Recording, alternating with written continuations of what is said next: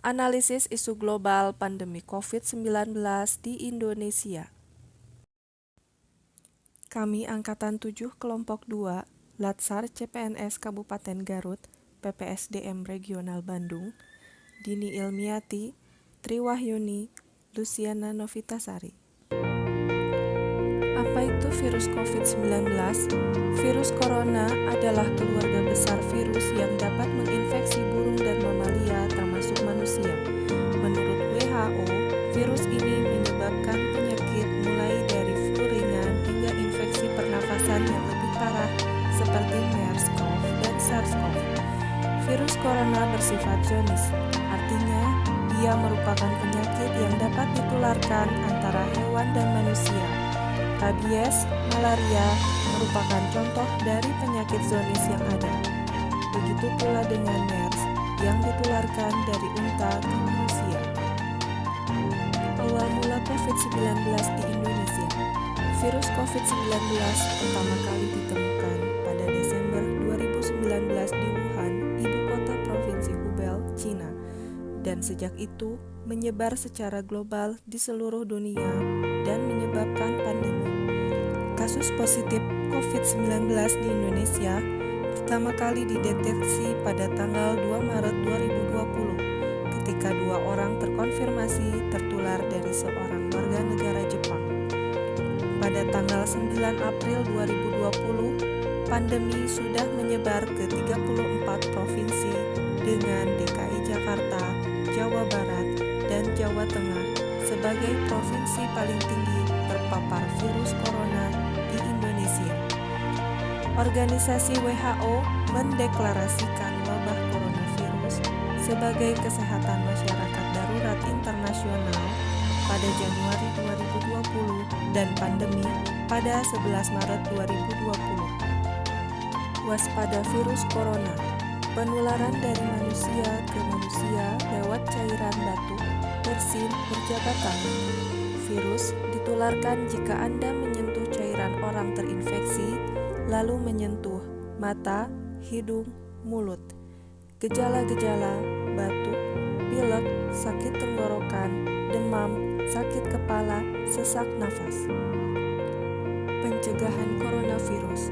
Sering cuci tangan pakai sabun, gunakan masker bila batuk atau pilek, konsumsi gizi seimbang, perbanyak sayur dan buah, hati-hati kontak dengan hewan, rajin olahraga dan istirahat cukup, jangan mengkonsumsi daging yang tidak dimasak. Bila batuk, pilek, dan sesak nafas, segera ke fasilitas kesehatan. Perkembangan COVID-19 di Indonesia, Sabtu 19 Juni 2021. Kasus positif COVID-19 sebanyak 1.976.172. Pasien sembuh COVID-19 1.786.143. Jumlah pasien meninggal 54.291.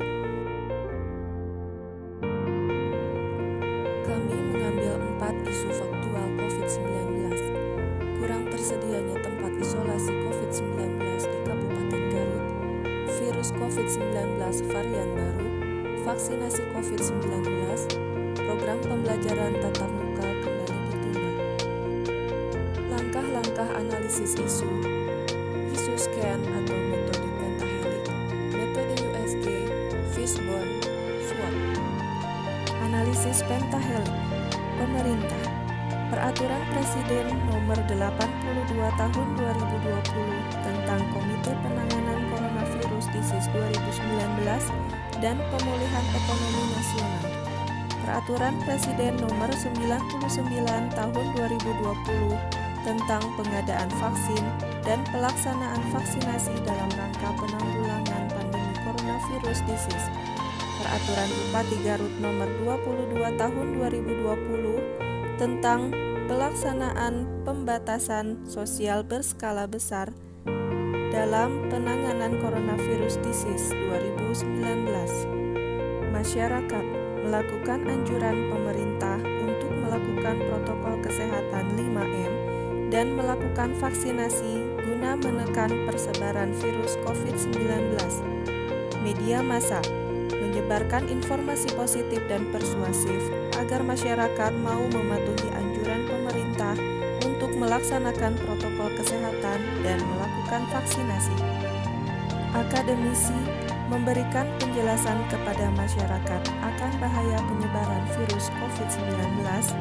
Peneliti melakukan penelitian lebih lanjut mengenai virus COVID-19 demi kepentingan iptek. Menentukan isu prioritas. Isu masalah kurang tersedianya tempat isolasi COVID-19 di Kabupaten Garut. Jumlah skor 15. Virus COVID-19 varian baru. Jumlah skor 13. Vaksinasi COVID-19. Jumlah skor 10. Program pembelajaran tatap muka kembali ditunda.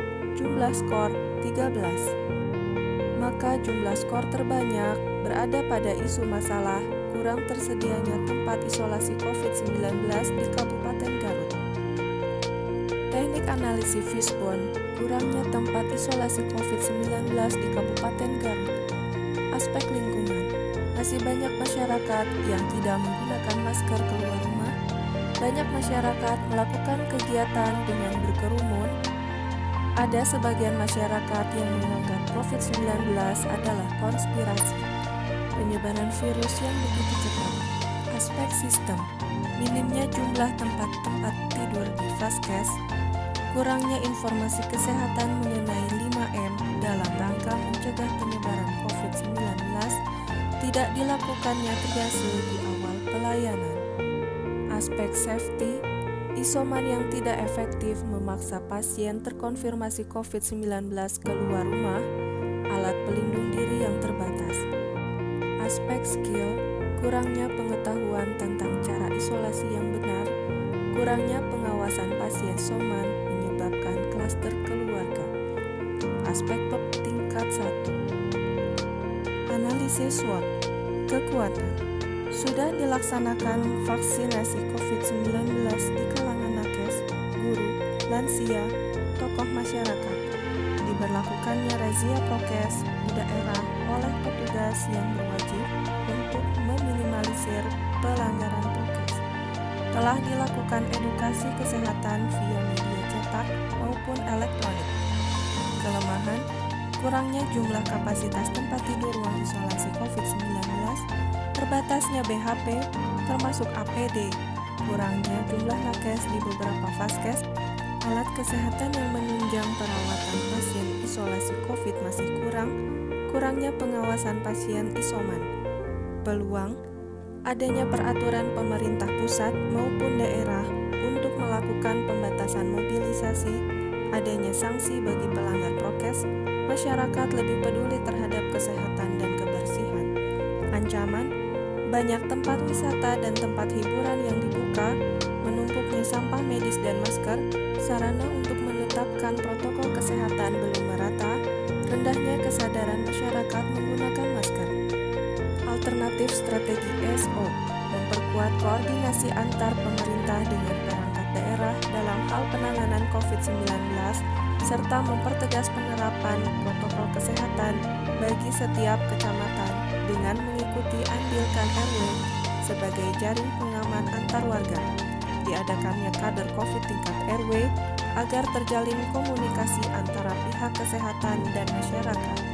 Strategi WO atau strategi kelemahan yang ada untuk memanfaatkan peluang eksternal. Alternatif WO yaitu mengajak masyarakat untuk siaga dan aktif terhadap penularan COVID-19 yang semakin meningkat dengan edukasi secara masif.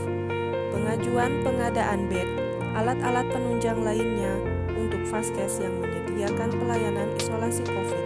Seluruh gugus tugas COVID melakukan pemantauan serius terhadap masyarakat yang isoman di setiap wilayah kerjanya.